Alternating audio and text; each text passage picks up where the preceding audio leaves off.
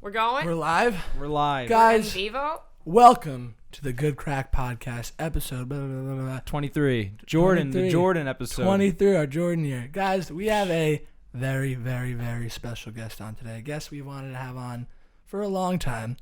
It's the one, the only, Espi Rivadeneira. One of the best comics working in New York City right now. Yes. I can say. We're A big hustler. fans. Appreciate A it. hustler. So, Espi, right off the back, two questions we want to ask you. Do you believe in God, and how many booster shots are appropriate? I'm just kidding. Don't answer this. Yes, and I have one boost. Okay. I'm You need boosted 5 one now. time. Boosted. Wait, bring it in. Like I told you last night. Ready? Girl power Girl on power. 3. Oh, 1, what? 2, 3. Girl power. Wow. That's crazy. I'm the first That's lady. the first lady. She Yeah. is the first lady. And who better? Yeah, Truthfully. really. Aw. We got the Espi, best. What's going on in your life? We want to hear about you from day one. Where are you from? Where were you born? What's your folks like? It From all birth and started- onward. We want your bio pic. I was born in Binghamton, New York, which is a shithole. But then we moved, my parents, there's 5 of me. So they moved us to Niskayuna, which is like a nice suburban neighborhood upstate. So I lived there most of my life. And then I went to school upstate, Hobart. And then after college, just breaking stuff. Sorry. And then after college, my parents moved to Austin because of work. So then I went there, and that's where I started comedy. And then I did that for 2 years there, and now I'm in New York. Okay, Wow. cool. So 2 years cool. Austin, 2 years New York. So you were getting into comedy when like the Austin scene was like popping off quite a bit, or like starting. so it was very different. It used to suck. Okay. Like So you were like right before it, it all was took right off. before, and then it started to pop off or whatever. But I feel like it's still not as good as New York. Yeah. Yeah. It's not. Just the comics. Yeah, I are always better. hear such conflicting things about Austin in general because, like, I had so many friends that went to school there and they're like, it's the fucking best art city in the world for music, film, and television and acting. And then I hear people go there and they're like, it's a shithole. It's small. How small, though? Yeah. It's Oh, so you went, small. right? Yeah.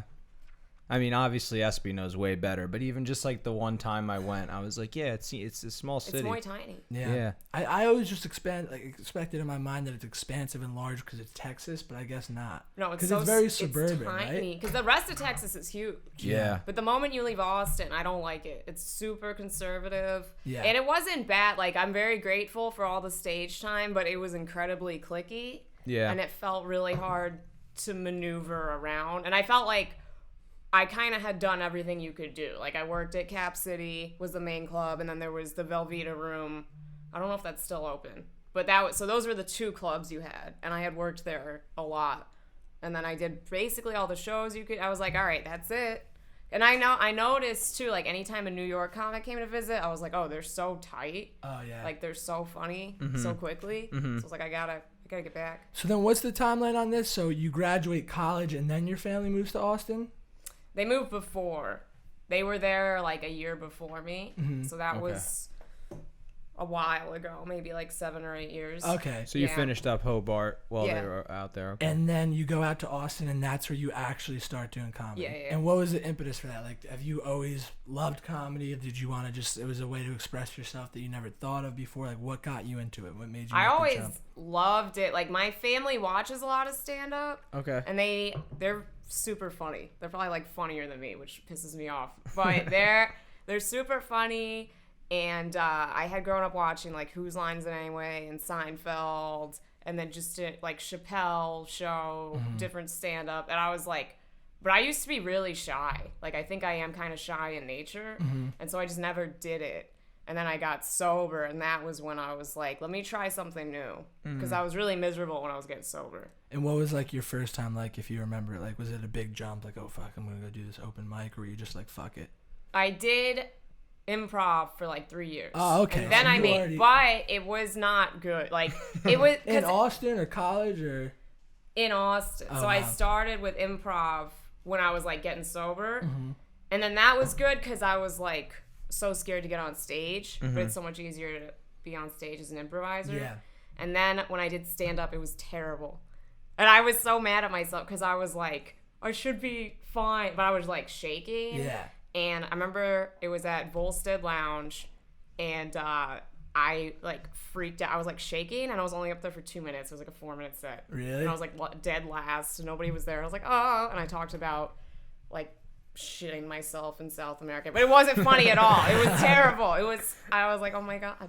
It was like the epitome of like your scream that you like to do on stage. That's what except it was. it wasn't realized like, yet. Yeah, I didn't. Yeah, it was really bad. But I knew like, not to sound cocky or anything. Like I was watching the other comics, and I was like, I'm funnier than these guys. I just don't have like the. You said like I knew I could be good at this. Yeah, I was like, if I can get over the stage fright and stuff, I can do it. So was that like what it was? Like the first time you go up, you're like, no one knows what they're doing. You bomb, and then like, did you walk off that stage and it's like, I'm addicted. I need to do this again. Immediately. Yeah. I went out the next day. Wow. I was like, oh, I gotta get out. And then So the first 2 weeks, I only did like 2 mics because I was working full time. And then I saw guys that were super funny, and I was like, what do you do? And they're like, you have to go up every day. So then the 3rd week, I was going up every day. I was like, all right, I got to hit mics every day if I want to get really funny. Hell yeah. And then what was like your early comedy like? Like, did you even understand the concept of like writing yet? Did you kind of figure out what your shtick was going to be? No? I was so different. I was just talking about this with somebody. I was trying whatever, but I wasn't, because now I'm very, very honest on stage, and I just talk about what's going on and how I feel. When I started, I was like just writing about whatever. And I was doing sometimes one-liners, and I bring props on stage. Like, it was bad. You're like Carrot Top, It was just like awful. seesaw. But it wasn't even funny because I was so nervous. Like, and one of my good friends, she told me, she just being honest, she was like, when you first started, it was like painful to watch because you were so nervous. Like, people would walk out of the room because I was just so uptight. I don't know why. I would get really uptight. Nah, I mean, like, how could you not be? You know what I mean? Like, we always say it, like, we've done musical theater and performed in front of hundreds and thousands of people, whatever. I didn't mean to put that. I meant like hundreds, maybe 1,000 sometimes. Yeah, it's fair. I don't think I've ever 1,000 in like the long run. Maybe I did Grease. They sold out. You We'll know what I mean? exaggerate. We'll exaggerate. We're embellishing. You're I was get in high there. school. We're I don't give a writers. fuck. In front of millions of But people. like, you know, yeah, I've done Carnegie Hall. No. But you know, like, I've performed for people. That's what we did. We were actors as well, and it's like, that was fine for me, but then there was no more like painful and scary feeling than getting up that first time in front of you guys at the comedy shop, which was like 10 other comics, and like that 5 minutes felt like a lifetime. hurts. Yeah. It was. It's and like, scary. And- you don't know what the fuck you're doing. It's like wrestling. You're there by yourself. Well, and literally too, like, I don't remember exactly. Did you do? Because I remember I did one 5-minute long bit. both of us, both of our Just like- first sets, I think you were there. Both of our first sets were 5-minute long stories. And like for 5 minutes we spoke about one thing, and like now you think That's not bad, though. yeah, but Right, there was but, like, no I was jokes. watching Like, it was 5 everyone minutes before. leading to a punchline, so there wasn't jokes throughout. It's like you have to listen to this 5 minutes, and then maybe if you like the punchline. And then like everyone else getting up before me, I'm like, I was like in my head, I'm like, Jesus Christ, I think they've told like 12 jokes in this 5 minutes. And That's what's scary. I'm glad I started in Austin because I feel like I don't quit things, but I would have. I'm just glad nobody saw, because I've never seen somebody so bad starting comedy, and I'm not like exaggerating. I was so nervous. well, what were Like, the I would Austin drip rooms sweat. like? Was it like just no one there, or was it like the same There'd thing? be like real 5 audience. Oh, really? A lot of the that time. makes sense because it's a bar city. Yeah, especially Volstead, which I later worked at. I ran a show in the mic every week. It would just have so many people just coming through because Wow. it was, the street was like East 6th or whatever, and there was a lot of foot traffic. Right, yeah, So 6th every Street. week there were people, and then it was cool too because the mic would go on for like 4 hours. So people were like, oh, that seems bad, but if you were up at the end, you could just show up later, and it was like new audience had filtered Wow. through, so it was good. the ones that stayed got a little drink on too. Yeah, they got their drink Yeah, on. there They you were go. happy. Yeah. That's Yeah. funny because it's like when I was in Buffalo recently, I didn't get to do any mics because I was there for work, but I tried to, and the one guy like hit me up at like 2 a.m. and the mic started at 9. He's like, "Hey, dude, we're probably gonna go another 20 minutes if you want to come down." And like I was dead asleep, and the next morning I'm like, "Wow, I guess that's way just too how it long. goes." Like in other places, they'll just I guess. run it. Yeah. Well, because when you're in a city like It's that, like a 5-hour mic. That's too much. It's like if you're not getting paid for it, I'd be like, get the hell out of here. But that's probably all they have to do for entertainment. You know what I'm saying? Yeah, So, well, yeah. no Especially up wonder. in Buffalo. But it's weird in New York City because it's like you can't be like, oh yeah, New York City is a bar city. New York City is New York City. It's everything. So like people may be moseying off the street for a drink. You might get tourists randomly, but like when you're in a city like Austin, where like it is a tourist hub, it is like an art scene, people will just filter in. Like you said, it's small too. So that's a really cool thing that you got to start that way. Because I feel like in New York, and this is just what we've seen, but it's also been proven wrong, but like you're mostly in front of comics a lot of the time. Yeah. So to start in front of an audience is nice because you're like, fuck yeah, like this is who I'm supposed to be appealing to. Yeah, you're like right? immediately It working helps, on that. but I'm also like, I think I could have been funnier faster. Like I see you guys, I feel like you guys are getting better really quick because comics are so harsh. You know what I mean? Yeah, no, that's I don't totally true. think it's bad because I think that like my 2 years in Austin compared to my 1 year in New York, I've gotten so much funnier in the 1 year here. You know what I mean? Because there's just a lot more pressure because audiences are nice. They'll like laugh, but I feel like I was slower paced. I didn't have the people are like, oh, you're so confident. I didn't really have that stage presence as much in Austin. So then you're doing Austin comedy for how long? Like 2 or 3 years, you said? 2 years. And then when did you come to New York, back to the city? I like flipped out because I was working full time and I hated it. And my parents wanted me to, I was a great teacher. And they were like, they kept telling me, they're like, oh, you could be a counselor and then move to be a principal. That's what like, I remember too, before I even was at that point when I was teaching, like, I think I was a year into comedy. I remember my principal wanted me to go on this, like, conference in Dallas. And she was like, oh, it's going to be a great opportunity to open more doors for you. But I knew already, like, 1 year in, I was like, I'm going to be a comic.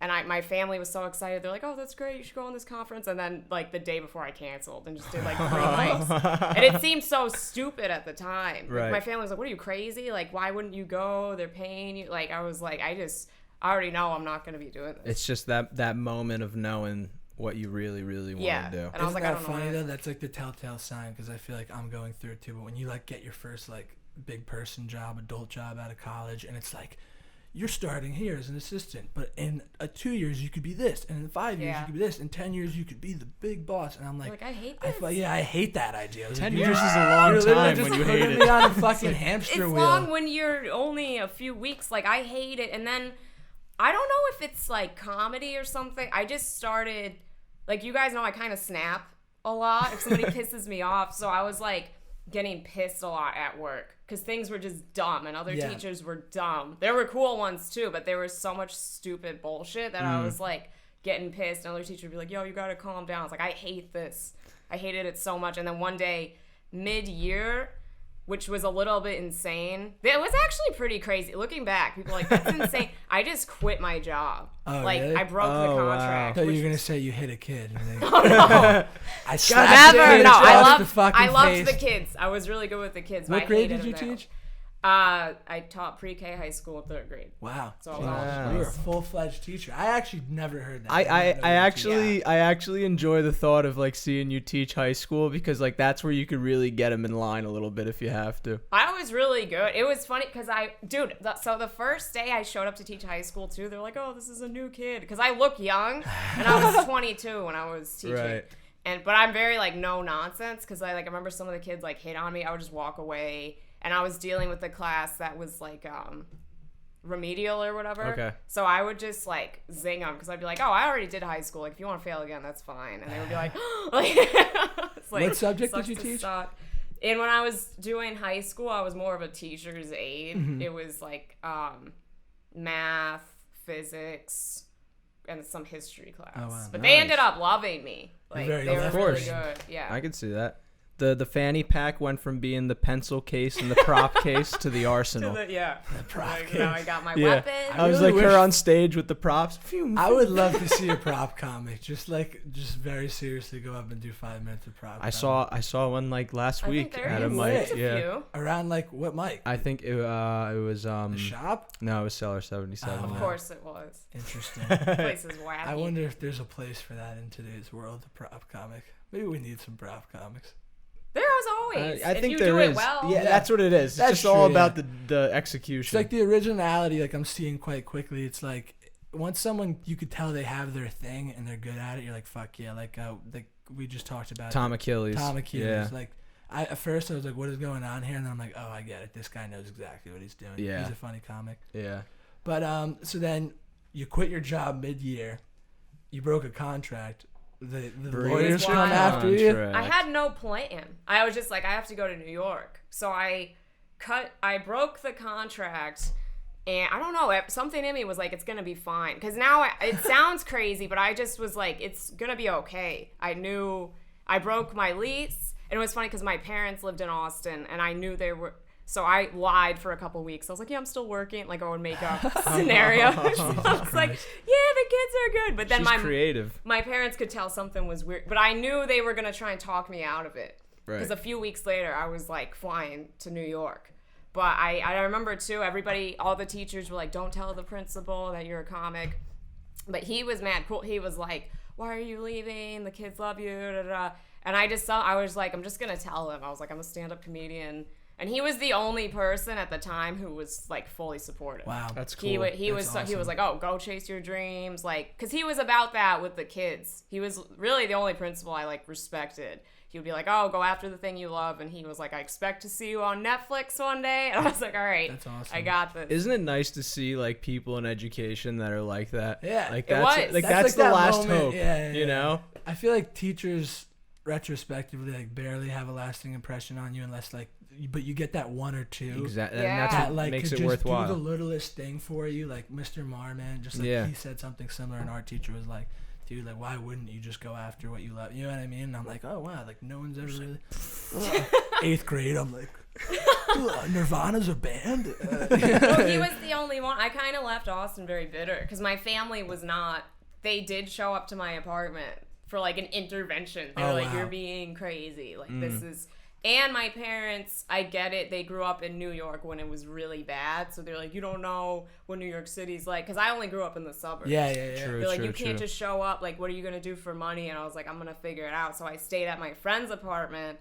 And you know what's crazy, though, is that if you break your contract as a teacher, for 1 year you get penalized where you're not supposed to get any teaching job anywhere throughout the States. That's how it works. But then my principal helped me so I didn't get penalized. Nice. So then when I moved here, I really quickly got a substitute job. Nice. And then I got COVID and I got unemployment and it like all worked out. Oh wow! So it like helped me. You've only been here for like over a year then? Oh okay. So February is literally 2 years. Oh wow! I didn't. So you came right at the beginning of COVID. Yeah. Wow. Oh, so wow. then going back a little bit, your parents weren't necessarily mad about like the stand-up thing because you'd already been doing it for a while. They were just not like, you're gonna happy. go to New York City. Like, They kind of said too, because at the time I was fine at stand-up. I mean, they were like, you got something. They could see like, no offense, I was better than other comics. They're like, oh, you're smart, but they were like, you can't make a living off it. And I was like, no, but I can. I was like, I can do this. And so they were not happy. But it was sad too because the first year I moved here, I didn't like talk to them. It was a big riff because I was pissed. They were like, I felt like they weren't being supportive. And then I started therapy here again. I hadn't in years, and my therapist was like, he said something. He was like, your parents have no idea like what's going on with you because you don't call them. He was like, and he's like, I know it's not crazy to you, but it's crazy for someone to just like quit everything and move to a new place with no plan. And I was like, oh yeah, I guess that is a little crazy. Yeah, they just want the best for you and like take a safe route that's not gonna fuck everything up. You know? Yeah, because one time my brother said, like, I called my brother. And then he, like, told my parents, they're like, is she okay? Like, they had no idea what was going on with me. They didn't even know, like, where I was half the time. Because I was just like, nah, fuck you guys. And then I called it. But now they're, like, more supportive than ever. That's like, oh, we see you know what you're doing. Yeah. You're at clubs and stuff. So that's crazy. So then you got here February, and then COVID hit, what, like a month later? Yeah, and that I thought, I was like... You're just...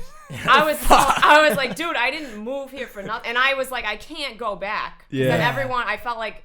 my family would have been like, and I was like, I can't go back. Folks, this ad is brought to you by our favorite sponsor, our only sponsor, Manscaped. Manscaped, guys, it is the #1 name in the game in below the waist grooming. I'm talking like there's no one better. Nah. You're talking about the lawnmower 4.0 with the 4K light. It's waterproof. Guys, I shaved my sack yesterday. True story, with the Manscaped. I saw it. And guess what? It looks like a fresh layer of cream on the top of a freshly milked cow. You know when you milk a cow and it separates the whey and the cream, and after, like, people don't realize this, but back in the day, you used to get your milk from the milkman, and that shit was coming fresh out of the cow's titty. I miss those And days. when you pop that cork, there would be a little layer of cream on top, and it was like almost like a cream cheese. That's what my balls and pubes were looking like.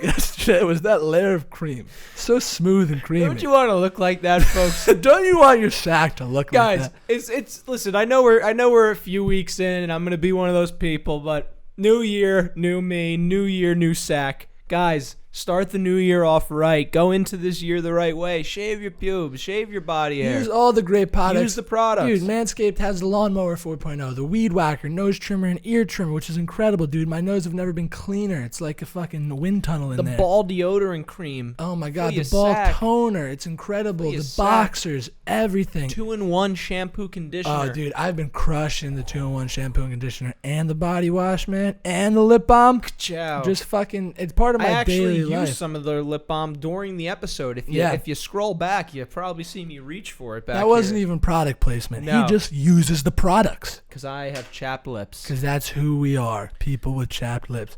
But folks, yeah, if guys, go get some products. If you listened last week, we're doing well with this whole thing. So go get some products. We love them. We've never been stronger with them. Yeah, no, they're great. We got our last week's numbers in, and they said that we're actually, as a podcast entity, might have to be listed on the New York Stock Exchange because of how much business we're doing. They said that we're doing almost triple, like 3 times the amount of numbers Joe Rogan and Your Mom's House podcast are doing combined. So which is crazy. We're crazy. just honored for because we look up to them. Yeah. And, we're a modest podcast. We're not even as big as them, but for some reason, our Manscaped numbers are just through the roof. Through the roof. It's insane. And so, guys, you're going to go and you're going to use code GOODCRACK for 20% off and free shipping at manscaped.com on any product, whether you get some 2-in-1 or if you get the Weed Whacker. It doesn't matter. Any product. Again, that's code GOODCRACK, GOODCRACK, at Manscaped at checkout. Guys, 20% off and free shipping on anything. It's a no-brainer. Any product. It's incredible. Black Friday came early this year. Yeah, I'll tell you know what I'm what. saying? You try to find a better deal, you're probably dead. Yeah. You're probably in hell. You're probably under the influence of a genie man, devil man that's coming to you. And you know what he's going to say to him? He's going to say this. Once upon a time, there was a place where it never rained. The end. He'll come up to you like a slick talking devil man and a businessman. And he'll be trying to feed you the right act, and you gotta say no, devil man. He's gonna be like, come join my Satanist club at this Illinois elementary school. And you gotta say no. I'm going to use code GOODCRACK Not at checkout today. Not today, Satan. So guys, go use it. Get your products, please. We love you guys. Manscaped, we love you guys for sponsoring the pod. Thank you. And you know what? At the end of this, we also have a special announcement. It's the winner of our giveaway contest. We're giving away the lip balm, the 2-in-1 shampoo conditioner, and the body wash. These are incredible products, and one of our lucky listeners that participated by going through the whole social media rigmarole is going to win that, and we have the name of that winner. Joey randomly selected it through a random name generator online. He wrote it in this book. I'm going to what page do I turn 36. to? I don't know who the winner is yet. This is the disaster artist, Greg Sestero. Yep. Okay. Eric Herrera? Eric Herrera. Eric Herrera, you are the winner of the Manscaped giveaway. Eric is a longtime listener, fan. We're a fan of his. Go check out. I think he's got a podcast. Yes, Eric does have a podcast. Eric, shout out to you, man. You've been showing support since day one. I was so thrilled to see your name picked. It was literally the first one picked out of the random generator. Yeah. Totally random. And yes, he does have a podcast. Go check him out. He's a great dude. He's always showing love. But yeah, Eric, congratulations, buddy. DM us the address, dude. We're sending them out. Your way. You did it, Eric. You did it. You saved the podcast. Guys, good crack at manscaped.com. 20% off free shipping. We'll see you next time.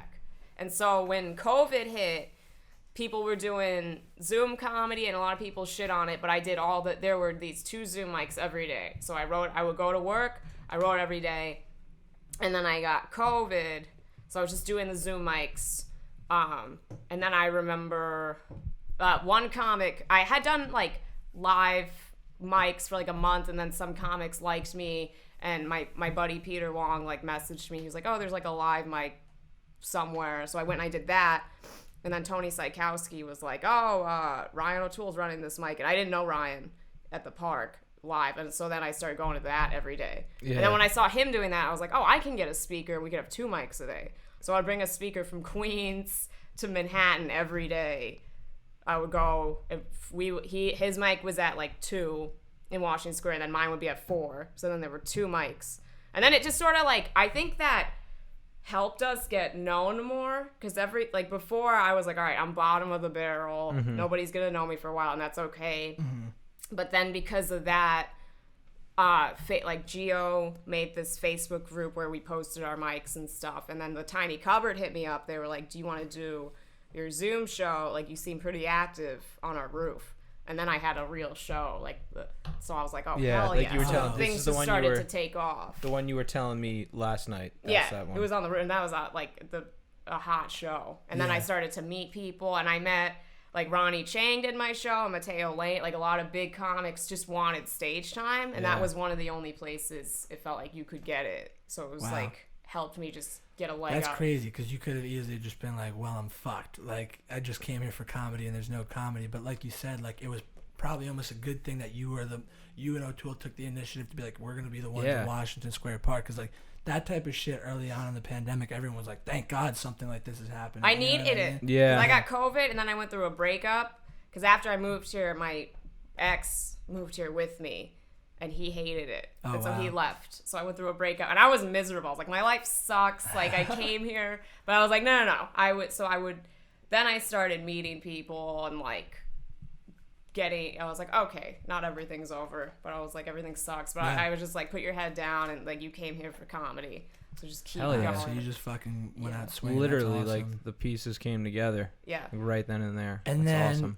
COVID not ends, but things get better. COVID ends. Still going. Things get better. I guess around when we started doing it, but like, when did like the clubs and bars like for comedy open up again? Because I often forget that even last year around this time, like, bars still closed at 10, right? Or they weren't even open yet. Because I remember like April being a date. I can't even remember when COVID brain. Yeah, literally COVID brain. Because I remember. I don't even remember, like, the first time I went back to the pair. That's so weird. I feel like I've just been... Well, we started at the end of August, and I feel like that's when summer, everything just, like... Yeah, that summer things must have been good, right? Like, this summer that passed... The summer was great. You guys were in clubs every day, right? Like, everything was back to open. Because that was, like, kind of when the vaccine... Oh, Eastville, I think, was one of the first ones to reopen. Because I remember doing mics there. And then... But I was just doing... Not to sound... like cocky, but I was getting booked on a lot of shows during the pandemic, so I felt like comedy was live for a while. And then I started hitting mics, and then more just kept happening. Then it was open.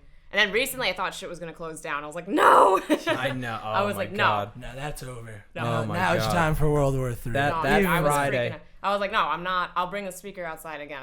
We laughed so hard because I remember that one week, every mic was like, we're canceling. And then you were just like, that first Saturday when things got really bad, it must have been like December 18th or something. It was right before Christmas. Yeah, you were like, everyone's canceling. You're like, the pair is still on for Saturday too. Me and Joe were both like, fuck yeah. Yes, it was you, and then I remember Patty too.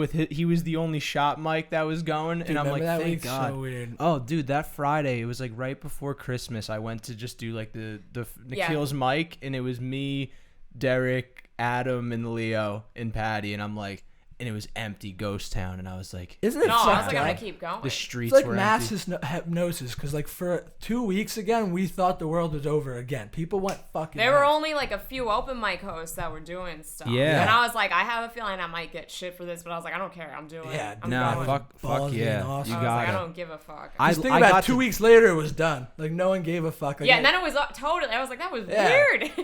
I timed it perfect because I went to Dallas the day it all like popped off for Christmas.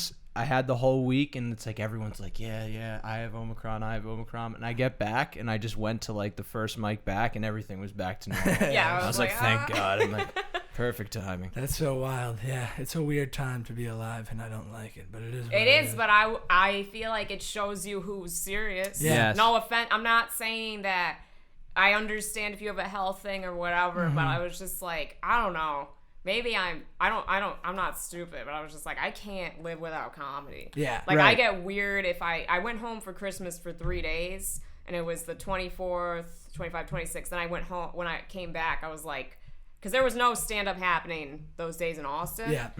And I was like, I get like weird without a mic. Yeah. Like, I got to do some stage time. I have to. It's Yeah. like food or air.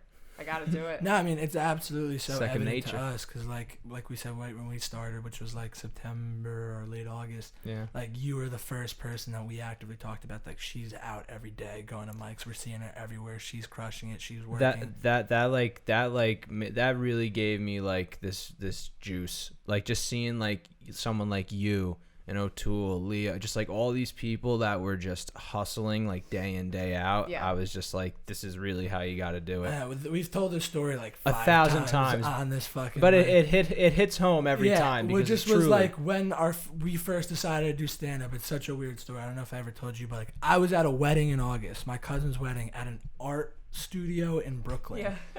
And it was an art studio, so like they had to hire a bartender to come in, and it was Genesis who used to work at I the love comedy show. Genesis. She's the best. She's the best. And we were just bullshitting all night. She was like in the middle of the wedding ceremony. It was like filling my glass with wine. Like, she was just the best. And she was like, oh, like blah blah blah. What do you do? And I was talking about acting and film. And I was like, me and my buddy want to get into comedy. Like, we've never tried it. She's like, I'm signing you up for an open mic on She's the Monday best. at the. And we told her, we're like, Genesis, like, we're being honest, you like changed the trajectory of our life. Like, I Yeah. don't think you understand. Dude, that. she's amazing. and it was the comedy shop, like Yeah. specifically, like it like instantly became like the stomping ground for us to begin, and Right, it was a right. great place But to that do it first Yeah. Monday, I think we didn't see you perform that first Monday, but I'll never forget meeting you after because you were pitching the 8 o'clock or your 10 o'clock. It might have been your first. barking. I remember Yes, I met you you were guys outside, yep. Yeah. But that first mic, we saw O'Toole, Dean David, Franklin. That's a great mic. Yeah. Those are all working It was crazy, people. yeah. And it was just like, wow. Adam like, Christopher, Adam yeah. Christopher, I love that was Adam hilarious. And He it came was, up to us right after. It was yeah. so nice. Well, that was the two big things. He came up to me. I was like, I don't like this. 'Cause I'm so paranoid. I was like, this guy's weird. And then I got him. Oh, he's the guy that's like totally normal off stage. Like, you know what I mean? Like, well, not, you know what I mean? Like, He he's. does that thing where he's like, shakes your hand. Because Yeah, you yeah. guys know how I Very am. I'm nice like to real meet you. standoffish. How are at you? first. Nice to meet Hi. you. So I was How like, are you? he's a little crazy. And then I got him, and I was like, oh. But okay. it was just so crazy for us because it was like, A, all these people are fucking hilarious and we're doing the same mics. Like, they're just working. They don't give a fuck where they're getting up. They're getting up. B, after they got off stage, like we always say, we're used to people in the film and television industry, actors and whatnot, and they're cocksuckers. They will not look at you in the eyes and they will not learn your name and they don't want to give you the time of day. They're very egotistical people. You guys all went up and crushed the first couple of times we saw you and we're like, these are gods among men. But then you would come up to us and talk to us after. We're like, oh, wow, like this is a pretty egoless group.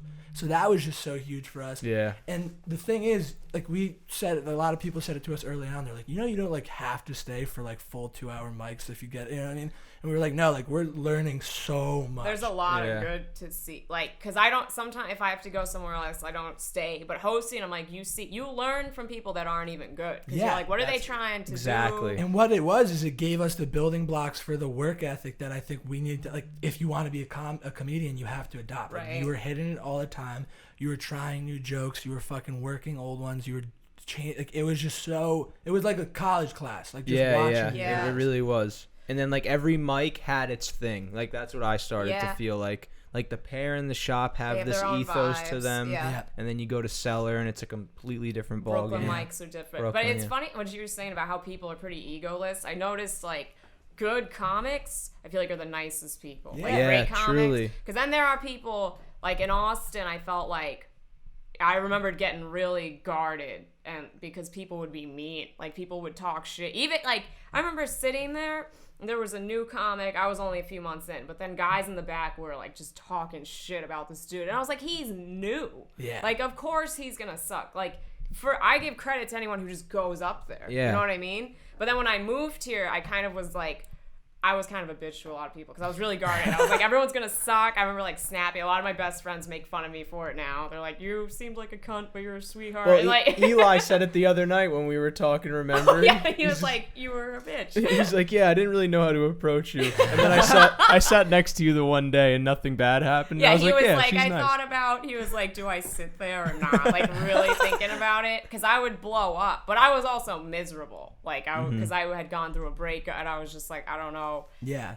But I can't even imagine what you were going through. You left the place you'd been living for a while. I wasn't talking to my family. You weren't talking to your family. A pandemic hit literally a month after you moved. Figuring out a job. Figuring out comedy. I would cry for hours. I remember I would deserve go it. home and then I remember I was just like not sleeping. Then I would go to the mic. Like that was the only thing I had. I was like, I have to do this. And then I got the speaker. But it was like those were the only things. And people were like, you're crazy because I don't know why I did this too. I bought this huge speaker. It was like half my size, and I would drag it from Kew Gardens to Manhattan every day. I was like ripped. I was just like, or I had like abs, my arms carrying were, like, around another body with you. I was, and people were like, "That's crazy," but I was like, "This is all I have." One and Like, a I half just felt- Espies. That's what it. Yeah, I just was like, I need to do this. But I noticed too, like like the Cellar comics are so nice. Yeah. Yeah. We haven't Sergio. been to the cellar yet. Dude, Yeah. you gotta go. I heard Yeah. obviously. You it's have to go. amazing. It's amazing. Yeah. I was actually getting my pass there this week. Yeah, I actually went there to get my pass. Yeah, Louis gave it to me. I barked at Louis like 2 nights ago. Oh, Really? yeah? Yeah. People have been saying they've been seeing him around. I've He seen was at the Chris stand Rock the other once. night. Oh, wow, Yeah. yeah. I was like, hey, cop. And I was like, oh, sorry, Louis. He was like, it's okay. Like, I was like, You know John and his camera, that Insta account, the Yeah, guy that yeah. took pictures of us at Dean David's show. Of course. He's like at the stand. I think I've seen you on, the photographer. yeah. He's like, he'll just be at the stand on a random night and have like sick pictures of like Jim Gaffigan and like Luke. Oh, like, yeah. all Just these drop people. in. Yeah, all the he's time. he's on his shit, John. Do you like the stand, Espi? We've only gone there to like watch live podcasts. You've I done love a it. mic there, yeah? I love the stand. Good mics there. The mics, they're not bad. I'll do. I can't really go anymore because I host mics the same time. Yeah, you're Thursday. Yeah. Yeah. But I love watching. I love going. Like I remember one of the first times I went was kind of recently because I'm so used to being in the Village. So a few months ago was like the first time I went inside all the way because the stand used to be during the pandemic it was only outside. Yeah, so yeah, I'd yeah. only been outside and I was like. I didn't know how big it was, and I was like, "Oh, yo, this is amazing!" Like Yeah. that downstairs room, Yeah. and I saw what's her name? There's a super funny. Her last name's like Lapis something. Adrian Oh, I thought you were talking about Lapucci. I think she was super funny. She was up, and I saw Aaron Berg and just like other killers, and I was like, "Yo, I love the stand too because." I understand the cellar, like they don't let you just hang out. I get it, Yeah. but I'm like the stand's so cool because if you're not a jerk, you can go downstairs and like, just watch. Yeah, and, yeah. Like, I'm like that's so beneficial for us to go Absolutely. like watch killers. That's huge. Yeah, like even like a few weeks ago, I was hanging out there with Dean and Patty, a few Yeah. other people, and it's like we're at our table in the corner hanging out, and 5 feet away from us, you got Louis J. Gomez, Aaron Berg, crazy. like the whole crew. Nah, And it is then- cool. It and feels like like the Aaron Berg comics- says Happy New Year, and like when he's leaving on the way out to all of us, it's like Yeah. you're in it. Yeah. You know what's interesting? So you have such a unique perspective because obviously the only thing we haven't even done Jersey comedy. We only know New York, Right. and we only know the little sphere of New York that we're in. But you've started in Austin, spent a lot of time in New York now, but you also do LA a lot. You've Do been there- LA, Maine, Oh, you've New done Maine? Jersey. Yeah, Wow. been all over. Fuck's Wherever that I like? go. You're on the tip of the country. All over Texas. Is it just Portland lobster was comedy? Portland, great. Maine? Portland, Maine. I heard it's beautiful. They out pay there. you so in beautiful. lobster rolls They up pay there. you a Yeah. lot. Yeah, those Lobster's are so good. fucking about $25 a pound. That makes sense. No, I Portland, did Maine that. is I don't know why I know this. I'm a big Stephen King fan. That's where the place with the clown is based off of. Oh. It's so pretty there. Yeah, I know. I want to go so bad, but it's like a 10-hour drive, right?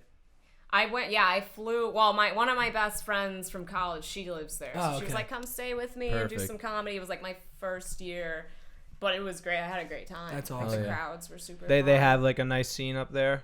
Yeah, It's that's like okay. an artsy Small, town. but It's small. A lot of Boston comics I remember would go through. it makes sense. So it was small, but I remember I can't remember the name of it. There was like a club that at the time they were trying to get bigger. I'm not sure if it worked because the pandemic kind of hit. Right. So But- going through all these places, like, what would you say like the differences are between all the scenes? Which ones do you like more? Like, I've heard weird things about LA, but then some people are like, that's absolutely not true, and then LA comics talk shit about New York. Like, what is your read on that whole situation? I think it's like what you make of it Mm-hmm. too, and it's good to just get out because I feel very confident going anywhere, especially as a New York. It was funny because Arden, he was telling me, he's like, I'm nervous to perform somewhere else. I'm like, dude, you're a New York comic. Yeah. Like, that's a credit.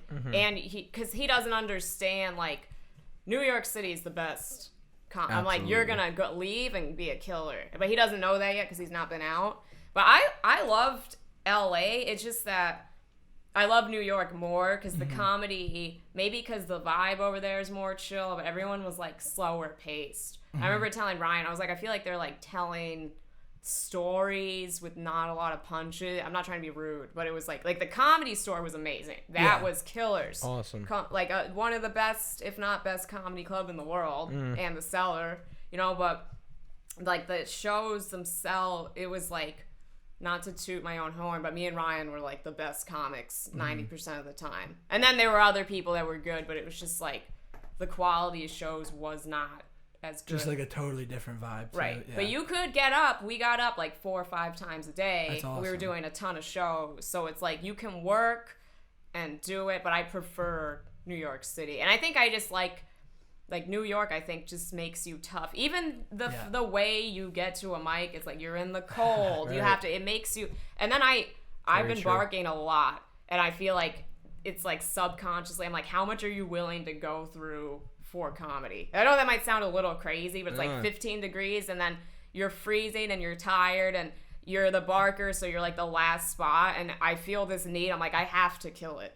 Like, I have to go up aggressive, even though I'm fucking tired, but it makes you so much stronger. The grind. Yeah, exactly. grind. The grind makes it more worthwhile because you're putting in something to get on that stage. And the thing is, I bark a lot. That's what I'm doing, like, most nights. Like, I'm barking later tonight and then tomorrow, I think, but it just makes you tougher. Because I've noticed, I guess I've been doing it hard for like a month. I'm like, oh, I'm getting funnier because I'm just in front. I'm in a club every night doing, and I feel much more confident. Like last night, so I went up at Broadway, and I hadn't been there in like a month. And for some reason, that stage was like intimidating to me. And last night, I killed it. And I was like, oh, this is because of the Pair. Like, I've been going up every night at the Pair. Yeah. So it's like you just see your progress. And you were saying that last night, how like now it's for you really just want to be every night, multiple places. Every night, my goal is like 3 shows, average a night. Wow. Hell yeah. Yeah, we talk about this all the time, but like in the beginning, we're like, "Wow, dude, we went up twice this week. This is fucking crazy." Yeah, remember that? And then we have like friends that keep like, "Yeah, I got up like 15 times this week." I'm like, Jesus Christ. But then you finally like experience that or something similar to it, and then you're just like, yeah, like this feels right. Yeah. Because then you see where you are at like the 14th one on the week. And you loosen up. Yes. For sure. Even if I have 3 shows a night, I still am like, I want to hit a mic or 2 just to get like loose and or try something new. Or I think there's something to be said about like when I would be like, all right, I'm only going in to do 1 mic this week on Wednesday, and then I hype myself up for it, and then I kind of get there and I'm tense and I fuck it up, and then it's like, fuck, now I gotta wait again until next week. When you know you're doing multiple shows in one night, you don't feel like you have to like work yourself up all about this one thing. You're like, you know what I mean? Like, yeah. It's interesting. Way lower stakes. Yeah. Bomb, which you're gonna bomb eventually. We all do it. Then you can just go to the next set. Yeah.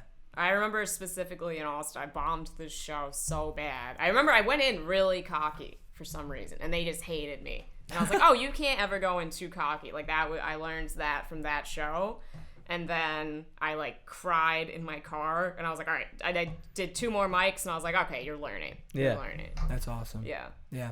Yeah, there's something to say like when you finally just embrace that whole idea of just like, I'm gonna fuck this up plenty. You should. But we're gonna just keep hitting the next It's the only way, yeah. Because that means, I think if you like just stop fucking up, you could have a mediocre set every time, but you got to take a risk and be like honest or crazy or whatever. Like I'm trying to push myself. I'm like, I want my sets to be more emotional. Like I was writing today, I was like, I want to like scream more or like fake cry. I just want to get it out. Yeah.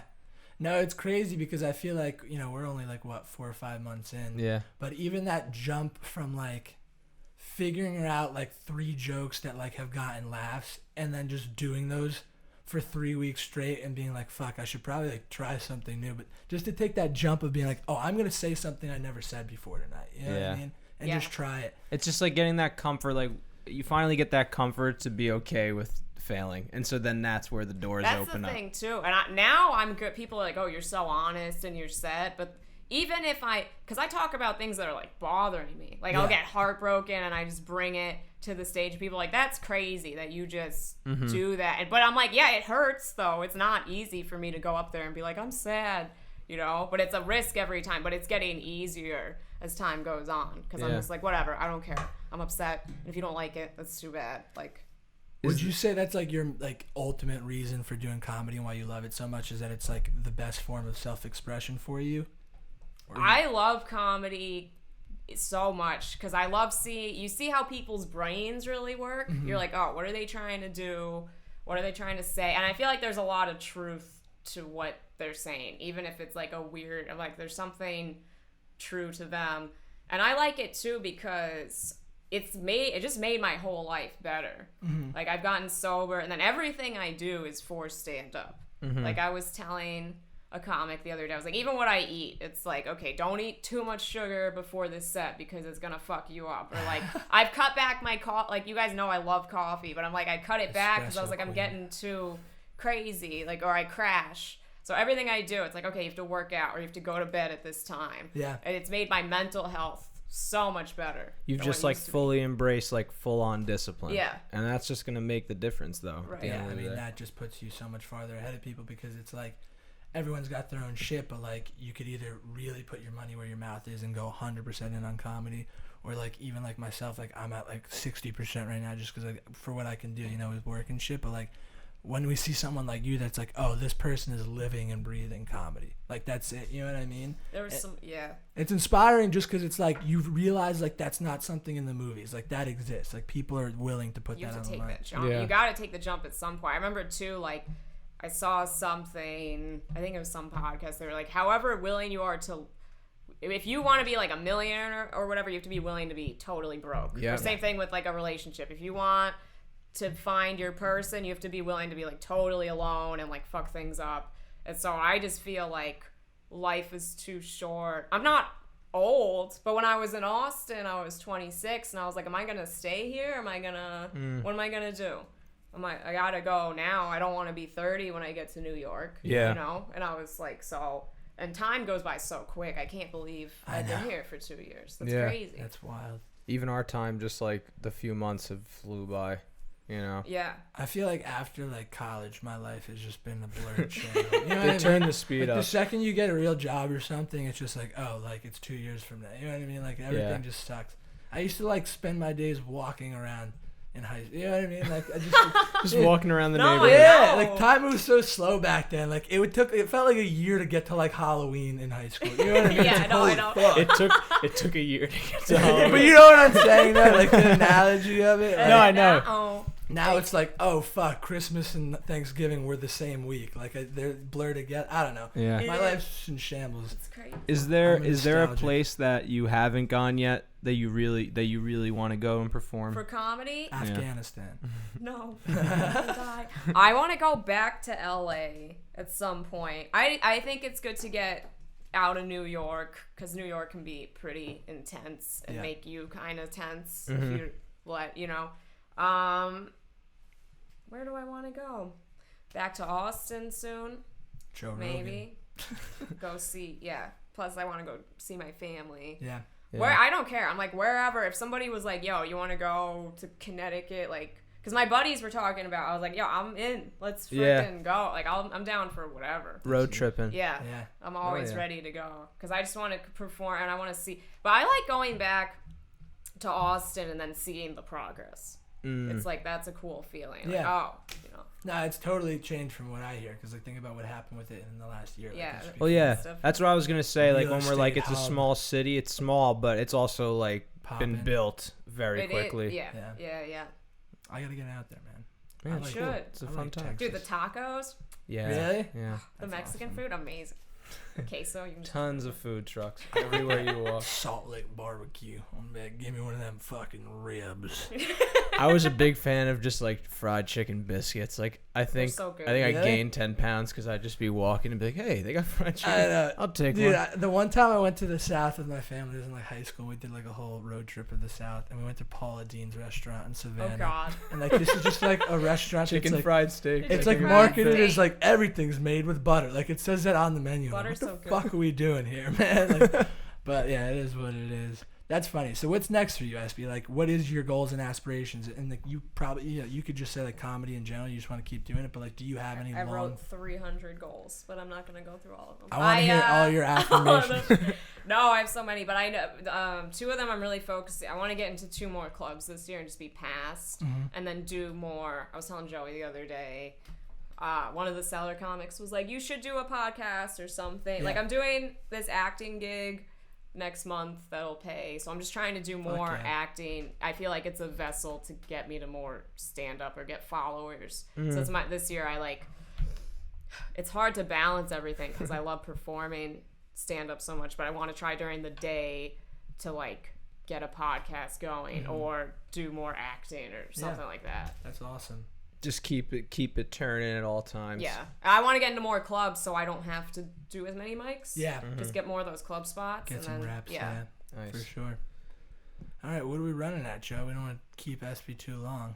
45. Wow, we got some time. Do you want to go through some news stories with Espi? Yeah, let's check the I wanna state of the hear- world. Espi always has a great take on things. Yes. And I want to hear. Last night I'm talking to Espi and I'm like, it's funny because every time I run into Espi, we just talk for like whatever it is, 5 or 10 minutes, and we're just cracking up the whole time. And every time I walk away from her, I'm like, I just gotta figure out how I could do this on a stage. Yeah. And she's like, well, yeah, it's the banter. And I'm like, yeah. I guess. love my comedy friend because I love my comedy friends, but then it's like it's so cool being friends with comics because they're just funny people. Yeah. And then you just say dumb shit and you're like, oh fuck, let me write that down. You know what I mean? Yeah. Like that it just makes life more fun. Well, that's been happening to me. Like I was just like bullshitting with like Caroline one day, and I told her a story from high school, and like that became a new joke. It's like I didn't even think to access it, but then it's you just have a conversation. Eli and you're like, and TJ were cracking up because I like I've lied to the government so much. And I'm like, I wrote it out last night, but they were like, dude, tell that on stage.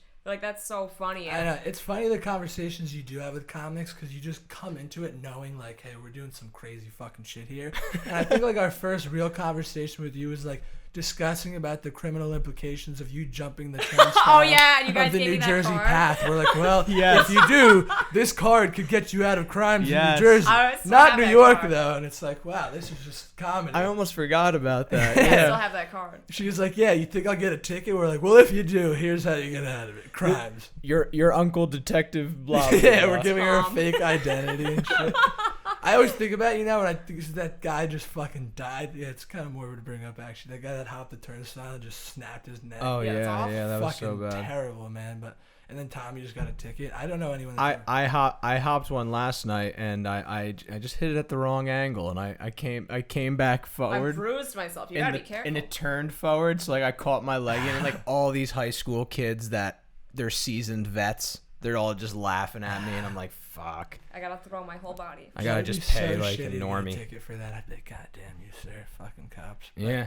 hey, listen, they're out there protecting us. Beats jail. Beach Beach jail. jail. Beach Did they jail. arrest you if I didn't pay them $100 on the spot? Is that what No. happens? Oh. You have to I give got them a ticket 100 the on other this. day. I tried to fight it. I just ended up paying it. It was because not the turnstile, but the bus. I got on the bus just for 2 stops. I was freezing. Then I get off, and there's officers like waiting at each door, and they're like, "Where's your ticket?" And I was like, and then I threw a fit. I was like, "Oh, you guys think that because I'm a small person in the Upper East Side, like I'm not gonna do anything?" They're like, "Ma'am." He was so like exasperated, and then he put on the sheet that I was like resisting. I was so mad. I was like, "Ah!" That'll be like- an extra $50. It's like, so it's like, pissed. listen, I'm fucking freezing. Can you just take it easy? I was livid. He was like, "Man." Wow. Okay, so let's get into some what News? what Some news current stories? events. Well, the elementary school that you sent Oh, me. this is interesting because Yeah. Espi was a teacher. Yeah. Yeah. We saw a story. You ever get those stories on Snapchat that's like swipe up for this Yeah, crazy yeah, yeah. fucking news? Did I send that to you? Yeah. My buddy sent me this. Parents are not happy with this school's Satan Club. At an Illinois school, the Satanic Temple has started holding after-school activities for 1st through 5th graders, from science projects to nature activities. Some parents are outraged, but the school says this policy allows outside groups to use its facilities. Bro, This is an elementary school.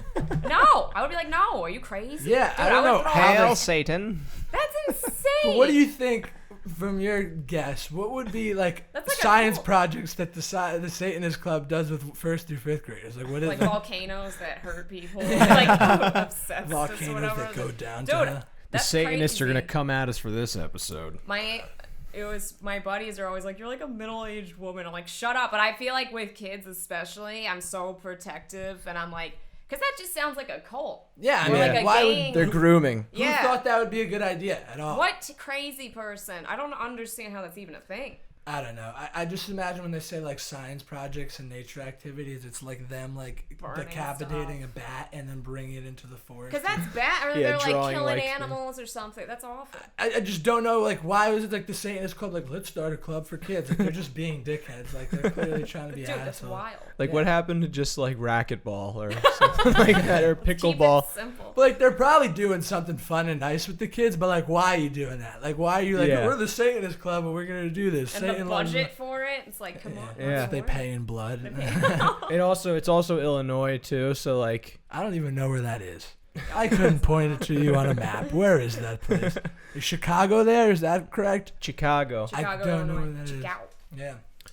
But Ridiculous. and then we have the M&Ms. They're gonna be rebranding and giving the M&Ms some identities. What do you mean? You haven't heard about this? Like the M&M, like the green one and the blue one? Yeah, They're gonna like be all- people?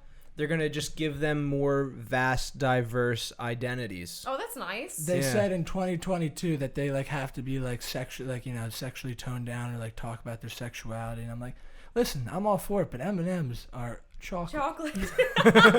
Last I checked, those were pieces of What chocolate. are they talking? I Oh, saw- because the green one, but she's just pretty. Well, Well, I now saw. they took away her hooker boots. Yeah, I saw. liked her boobs. I So saw. did I. There were people on Twitter like they did like a petition. It's What like else sign did our they do? petition to bring back the green boots. Like I like the boots. They were took- nice. They're gonna make the red one less bossy I don't know, because maybe he was because I'm always not one. very sexual. I'm like, oh, I thought she was just a pretty lady. Yeah, she had like a nice little like Yeah. Austin cowgirl thing. I going. liked that. I like that too, Me but too. apparently not. She's got sneakers now. People think too She's much. got sneakers. That's what I'm saying. Now like, she's a gym teacher. What do you think?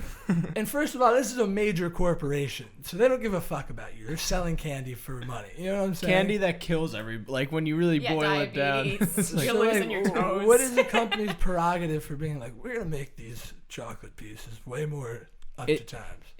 it sounds like the big brand slapping the pride flag on for It's June. just and then- annoying because it's like that's also if someone wants to be sexy, they should be able to do that too. Do you know what I'm saying? Like Right. it just irritates me like how much people are like thinking like if you don't want to be then don't, but it's just like leave her, she's been just let her be herself. And you know what's crazy is like I totally agree with everything you just said, but then on the other side of the sword, I'm like, why are we talking about the sexuality of a piece of I chocolate? didn't even think about it You know what I mean? before. Like, that's I why never was they're like, oh, I making want to us fuck think- this. Why are they making us think like this? It's crazy. Like I just never Like, crossed my mind. I would I'm like, watch great, the they're chocolate, commercials. they talk yeah. on Christmas. Yeah, exactly. I Santa would just Claus is laugh there. and be like, That was oh, it. they're Yeah, funny. because I didn't think anything crazy. I was like, maybe because I'm a girl too. I never thought. But even the like, I was talking to somebody the other day. I was like, oh, Speedy Gonzalez. Like, I loved him. I think he got canceled because he's Really? like this Mexican mouse. He But I was like, definitely he's got the canceled, best. Yeah. And I'm Hispanic, and I loved him. Pepe I was Le like, he's the Pew. best.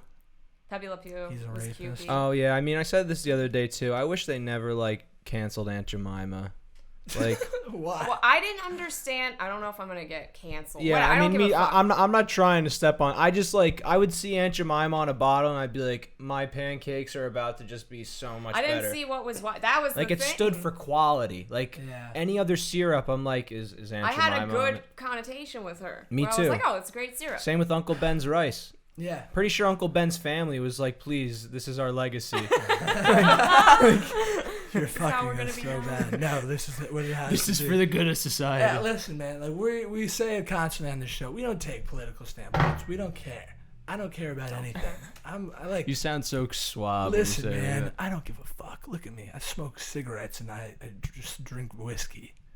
All right, I'm a stand-up comedian. I also think if you have an opinion, you should say it. No, absolutely. Of course. Isn't that? But the annoying part is like, why are we getting this shit forced down our throat from a totally like you said, like I never thought about it like until now. What are you doing this to me for? Like, that makes it sound weird. Like I feel like there's something wrong with me. Like did I not notice? Or whatever, because I was like, I thought she was just fine. Well, That's just what they want you to do. A mature adult that's intelligent is like not putting too much stock of your brain energy to like. I wonder what the identities of these M&Ms are truly like. You know what I mean? Which like whatever. Because that's the thing too. If some dude's like jacking off to this M&M, it's like you have a problem. Yeah. You're the problem, bro. Exactly. Like, what are you crazy? Identities or not. Something's wrong with here. other people. It's like don't make their problem our problem. So true. It's fucking crazy. What a time we live in. But you know what? It doesn't matter, as I said, because I don't care. I really don't care either. Me and Espi don't give a fuck. I really care, guys. We're out there. We're getting up on stages and we're screaming into microphones. We don't care. I think Judy Gold said she was like, or maybe it was somebody else, was saying how a lot of comics are just pussies now because they don't say anything. You know what I mean? That's what I hate too. I hate watching comics that this irritates me when they don't care. They just make stuff up. Or I get if you're new and you're trying stuff, but I'm like, I want to hear like, you can tell when somebody's passionate or means something. I'm like, I love that. Yeah. That's what I want to see. I think we were just both discovering that as well. Like, even the whole bit about, like, you broke my fucking heart. Like, that's coming from a real place, and that's probably the best joke I've done. So, you know what I mean? Just 'cause you're connecting to it. That's what it's I'm like acting, saying. you know what I mean? Like, if that's you what I can was relate gonna say. to something more. You watch anything, a film, you see a play, you listen to music. Like, when you see someone's passion, like, truly poured into it, it's always going to do better. That's when I made like, when my stand-up got better, it was during COVID. Because I remember, so my ex was a comic too. And he just didn't really like my comedy, which was fine. But I wanted him to so badly. So I was always like, do this. And I was like nervous. And then when he left, I like broke down in the park. And all the comics remember this. They were like, you were saying crazy shit. Like, because he was black, so I was like, I'm joining the KKK. And it was during the Black Lives Matter rally, too. I remember people walking by. I'd be like, did you know not all Black Lives matter? And I just didn't care. Right. I was like, if somebody beat my ass, I would at least feel something today. Like, I was so out of my fucking mind but then I realized everyone was like, oh, dude, she's like hurting. Yeah. I think that's why. So people could see it. They were like, it was hilarious, but we could tell you cared. And then after, I was like, I'm just going to talk about shit I care about. So is that in the moment you really feel like you were able to become vulnerable with comedy? That's when I was like, it was a new, I just opened up 100%. Yeah. That's what it's all about. Opening Getting up. out there. Vulnerability. A long, long time ago, there was a lake where it never rained. The end. Well, right. we're closing it on the hour here. We are. You know what? This has been so much fun. Such I want to blast. talk for 10 more hours. Me too. Espi, you're not making the mic. Sorry. You're going to host from here. Yeah, we'll do a Zoom mic. We'll have everyone on there. In a fucking like robot, and it's like beep boop boop. No, Espi, this has been incredible. Like we've wanted you on for so long because, like we said, like you're such an early teacher of us. So it's like we're here with our like Padawan or whatever. Teacher. I am. I know she's still teaching us. Teacher and mom. 26 years old, and I'm still going to school. It'll be really fun the next time you come on. Now that we did the background, and then it's just gonna be a full hour of just Espi's us. opinion. I can't I wait. feel like she like I'm excited. doesn't she kind of remind you? This is in the sweetest way possible. Like of our mothers, in that like we're Italian. You know, That's what our people mothers tell me are all the Italian time. Jersey people that are no Yeah. nonsense. Like Joey was just telling me a story about like his mother had a problem at the dry cleaner recently. She's like, listen, this is what you're gonna fucking do. You're gonna take the sounds like shirts. me. You forgot to clean these two, and I'm not paying. I'm for working on a bit. I'm like, if I don't have a Karen for a mom, I have a Donna. It's like a totally Yeah, different thing, you know. Which is no, but like that thing like is just It's so just tough. endearing. Such a great and thing. It it's is. like, yeah, It's great. Like So- you know, there's someone in your corner, yeah, exactly. whether you want there to be or not. That's what my buddy said. Matt was like, yo, you're such a ride or die. He was like, if somebody gave me shit, I know you would be like right there. Well, last night I was busting your chops. You're like, oh, I'm gonna leave with you guys. I'm like, yeah, me and Franklin will give you protection for a few blocks. And you're like, well, I think I'd be giving you guys protection. It's like, yeah, I think you're right. Yeah, but no, I just feel like we connected to you so early on, and you were like such an inspiration for just like I how we appreciate should that. do real. that. So Yeah. thank you so much for coming on. Thanks for Thank you having for me. being a great guest. Plugs. What do you got to plug, Espi? Monday Night Comedy. Yes. Every Monday at the Comedy Shop, 10 Fuck o'clock. I'll be at the Pair forever. doing stuff. You Yeah. host the Thursday 4 and 6 mic now at the comedy shop. Hell as yeah. well? Dope. Let's be Yeah, popping but off. Monday Night Comedy, 10 p.m. People be there. We'll put the Eventbrite. Guys, in it's the the best description. comedy show. And then where ever. can we find you on the Insta and Twitter? Oh, at Espi Rivadeneira for both of them. ESPIRIVADENEIRA. I saw like the flutter in your eyes, like, well, on that note, guys, thank you for tuning in. Thanks so Espi, much. thank you Thank so you. much. Appreciate it. Smoke them if you got them. We'll see you next week. Bye.